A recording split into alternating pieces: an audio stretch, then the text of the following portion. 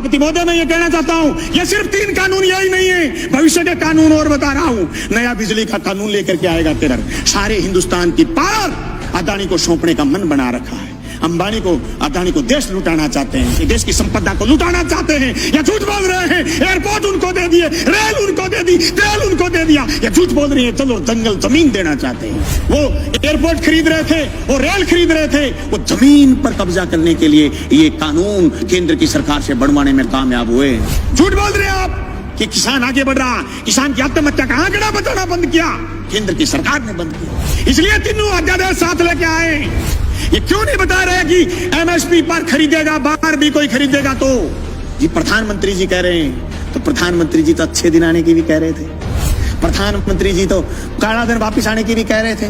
प्रधानमंत्री जी तो 15-15 लाख खाते में आने की भी कह रहे थे। प्रधानमंत्री जी तो 2 करोड़ रोजगार की भी कह रहे थे। देश में सिर्फ दाढ़ी बढ़ाने से कोई रविंद्रनाथ टैगोर नहीं हो जाता, सिर्फ इनकलाब बोल देने से भगत सिंह नहीं हो जाता। आप कह रहे हैं आंदोलन नहीं है, गलत कह रहे हो आप। दावे के साथ कहता हूं, केंद्र की उस मंशा को हम कामयाब नहीं होने देंगे। हम जेलों की चक्कियों की रोटी खा खा करके विधानसभा पहुंचे। मजाक नहीं है जो आपके कानून लागू कर दोगे। आप कह रहे हो आंदोलन नहीं है। आंदोलन की बात कर रहे हो।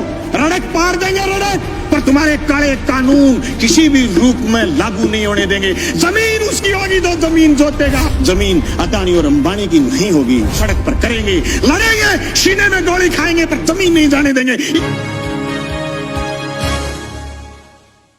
ये मजाक नहीं है कि आप ये कह दो किसी आदमी से कि तेरी जमीन मैं ठेके पर लेऊंगा, जमीन ठेके पर ले ली, और फिर उसको ये कह दो जैसे पेप्सिको ने पंजाब में कहा था कि आलू बोइए 1 साल खूब खरीदे, दूसरी बार फिर किसानों ने आलू बोए, कॉन्ट्रैक्ट कर लिया, आलू ज्यादा पैदा हो गए, पेप्सिको खरीदना नहीं चाहती थी, एक कड़ा ले आए, कड़ा, और इस कड़े के अंदर से जो आलू गुजरेगा हम तो सिर्फ वही खरीदेंगे। आलू सड़क पर गया, टमाटर सड़क पर गया है। आवश्यक सेवा वस्तु अधिनियम खत्म करने का परिणाम यह आएगा कि 200 रुपए किलो आलू चला जाएगा, प्याज चला जाएगा, टमाटर चला जाएगा, महंगाई आसमान छू जाएगी, इनके हाथ कट जाएंगे। जो कानून आपने मंडी तोड़ने का लेकर के आए हो, मंडी टूट जाएगी, खरीदार नहीं बचेगा, दर दर की ठोकर खाएंगे। किसान के पास जब खरीदार नहीं होगा, जिन्स कोई खरीदेगा नहीं, वो खेती से मोह भंग हो जाएगा। जमीन छुटाना चाहते हैं, लक्ष्य जमीन छीनना है। सभापति महोदय, 1967 में हरित क्रांति हुई, देश के किसान ने अन्न पैदा किया, अन्न खरीदने के लिए सरकार आगे आई, उन्नत खाद, बीज, ये सारी मदद सरकार ने करी। सरकार ने बैंकों का राष्ट्रीयकरण किया, किसान को सस्ते में कर्ज दिया, सरकारी कंपनियां स्थापित की गई, रशिया की मदद से देश में उन्नत फार्म स्थापित किए गए। 1990 के दशक में आते आते हिंदुस्तान की ताकत ये बन गई थी कि हम खाद्यान्न के बदले इराक से तेल लेने लग गए थे। उसी तेल की ताकत से हिंदुस्तान में उद्योग आगे बढ़ा। 1991 के बाद विश्व बैंक की दादागिरी दुनिया में बढ़नी शुरू हुई। 1993-94 में हमारे देश के उस समय के विपक्ष के नेता जब अमेरिका में गए तो ये कह के आए कि जो नीतियां मनमोहन सिंह जी लागू कर रहे हैं ये तो हम लागू करने वाले थे।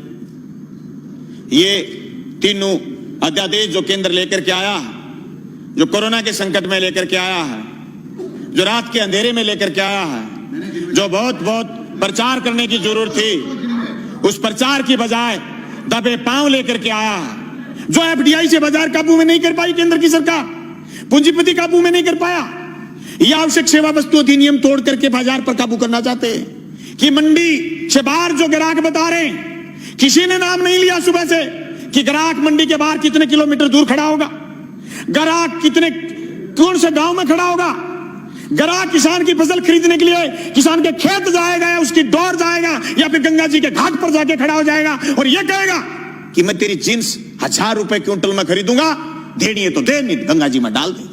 यह आश्वासन आज तक, जून से लेकर के आज तक किसी ने दिया नहीं।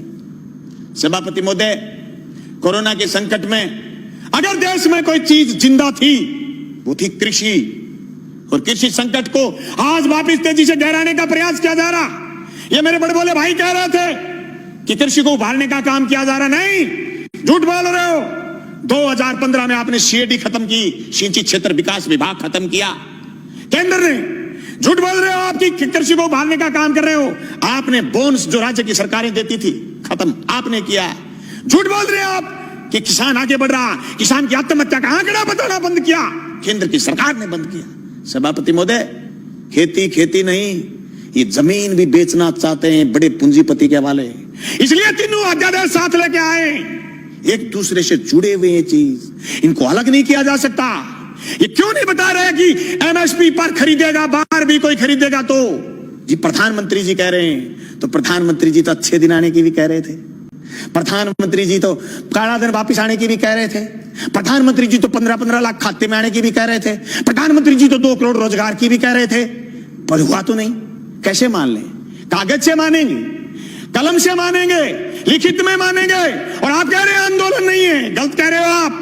पीपली का किसान पूरे देश में छाप छोड़ के गया। अरे हरसिमरत कौर इसलिए इस्तीफा देकर चली गई कि आपकी जमीन, उनकी पंजाब में जमीन, राजनीतिक जमीन खिसकनी शुरू हो गई थी। अरे राजस्थान में 800 850 मंडियां लगी थी पिछली रबी की फसल तुलाई में, और 30,000 टोकन कटे हुए रह गए, केंद्र की सरकार ने बंद कर दिया था। सभापति महोदय, इन कानूनों से न सिर्फ बड़े पूंजीपति बल्कि नए सरमाएदार पैदा हो रहे हैं। वो सरमाएदार जो अभी तक सिर्फ ऊर्जा में थे, सिर्फ पावर में थे, सिर्फ दूसरे संसाधनों में थे, वो एयरपोर्ट खरीद रहे थे, वो रेल खरीद रहे थे, वो जमीन पर कब्जा करने के लिए ये कानून केंद्र की सरकार से बनवाने में कामयाब हुए हैं। सभापति महोदय, देश में सिर्फ दाढ़ी बढ़ाने से कोई रविंद्रनाथ टैगोर नहीं हो जाता, सिर्फ इनकलाब बोल देने से भगत सिंह नहीं हो जाता, सिर्फ सत्य की और अहिंसा की बात करने से गांधी नहीं हो जाता। गांधी और टैगोर और भगत सिंह बनने के लिए जो त्याग और बलिदान की जरूरत है, उसकी कमी है आज। उस कमी को हमें स्वीकार करना पड़ेगा। देश के किसान को आगे ले जाने के लिए जो सिर्फ कानून, 3 संशोधन कानून लेके आए, मैं सिर्फ हम ये कहना चाहते हैं कि कानून ठीक लेके आए हो, लेकिन इस कानून में भी एक चीज हम और चाहते हैं। आप भी ये लाइन लिखते कि एमएसपी से नीचा मंडी में भी खरीद नहीं करी जाएगी। मैं समझता हूं मेरा ये प्रस्ताव आप स्वीकार करें। मैं दावे के साथ कहता हूं, केंद्र की उस मंशा को हम कामयाब नहीं होने देंगे। हम जेलों की चक्कियों की रोटी खा खा करके विधानसभा पहुंचे। मजाक नहीं है जो आपके कानून लागू कर दोगे। आप कह रहे हो आंदोलन नहीं है, आंदोलन की बात कर रहे हो, रड़क पार देंगे रड़क, पर तुम्हारे काले कानून किसी भी रूप में लागू नहीं होने देंगे। जमीन उसकी होगी जो जमीन जोतेगा, जमीन उसी की रहेगी जो जमीन जोतेगा। जमीन अदानी और अंबानी की नहीं होगी, मंडी उसी की होगी जो मंडी में काम कर रहा है। मंडी से बाहर दूसरी मंडी का जो सपना आप दिखा रहे हो, ये सबजबाग हम आपका कामयाब नहीं होने देंगे। सभापति महोदय, मैं उस मेरी क्षेत्र का किसान हूं जहां आज से 20 साल पहले सीएडी ने खाड़े बनाए थे। जब मैं मंत्री जी से मिला, सिंचाई मंत्री से कि हमारे खाड़ों की मरम्मत करो, बोले केंद्र ने सीएडी बंद कर दी, हमारे लिए ये मौत का फरमान है। ये तीनों कानून भी मौत के फरमान है। सभापति महोदय, मैं ये कहना चाहता हूं, ये सिर्फ 3 कानून यही नहीं है, भविष्य के कानून और बता रहा हूं। नया बिजली का कानून लेकर के आएगा केंद्र। सारे हिंदुस्तान की पावर अदानी को सौंपने का मन बना रखा है।